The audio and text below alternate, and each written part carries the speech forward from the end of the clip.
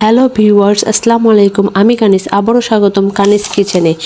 আজ আমি রান্না করে দেখাবো বটবটি ও আলু দিয়ে মাছ। বটবটি আলু দিয়ে মাছ এভাবে রান্না করলে অসম্ভব মজা হয়। আশা করি আমার আজকের এই রেসিপি আপনাদের অবশ্যই ভালো লাগবে। কথা না বাড়িয়ে চলুন মেন রেসিপিতে যাওয়া যাক। এদিকে আমি আলু আর বরবটি ভালো করে ধুয়ে এভাবে কেটে নিয়েছি। দেখুন আমি কিভাবে কেটে নিয়েছি। আর এদিকে আমি মাছ ভেজে নেওয়ার জন্য মাছ হলুদ সামান্য, মরিচ গুঁড়ো সামান্য এবং স্বাদ মতো লবণ দিয়ে একটু সামান্য তেল দিয়ে ভালো করে মাখিয়ে ভেজে নিব। মাছগুলো ভেজে নেওয়ার জন্য আমি গ্যাসে ফ্রাই প্যান বসিয়ে দিয়েছি। ফ্রাই প্যান গরম হয়ে আসলে আমি তেল দিয়ে দিয়েছি। তেল গরম হয়ে আসলে এক এক করে আমি সবগুলো মাছ দিয়ে ভালো করে ভেজে নেব। দেখুন আমার সবগুলো মাছ দেওয়া শেষ। এখন আমি ভালো করে ভেজে নেব। এদিকে আমি গ্যাসে কড়াই বসিয়ে দিয়েছি। কড়াই গরম হয়ে আসলে আমি এখানে পেঁয়াজ কুচি দিয়ে দিয়েছি এবং ফালি করা কাঁচামরিচ দিয়ে দিয়েছি,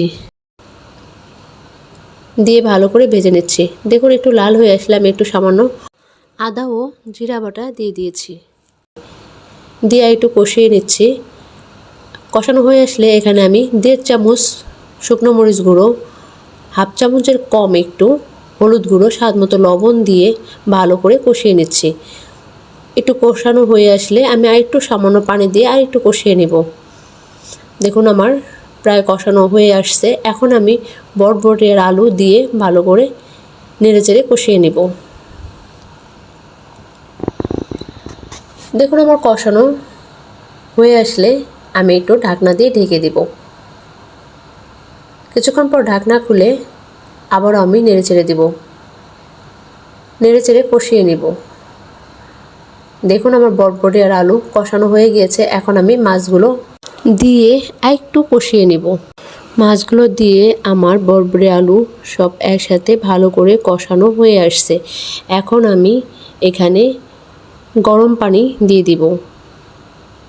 আমি রান্নাতে বেশিরভাগ গরম পানি দেওয়ার চেষ্টা করি, তাহলে তরকারিটা তাড়াতাড়ি হয়ে যায় এবং এটা স্বাদও অন্যরকম হয়। দেখুন গরম পানি দিয়ে একটু নেড়ে চেড়ে আমি এখন ঢাকনা দিয়ে ঢেকে দেব। কিছুক্ষণ পর ঢাকনা খুলে দেখুন আরেকটু আমি নেড়ে চেড়ে দেব। আবারও আমি ঢাকনা দিয়ে ঢেকে দেব। আবারও কিছুক্ষণ পর ঢাকনা খুলে দেখুন আমার প্রায় তরকারিটা হয়ে আসছে। এখন আমি ধনিয়া পাতা দিয়ে দিচ্ছি।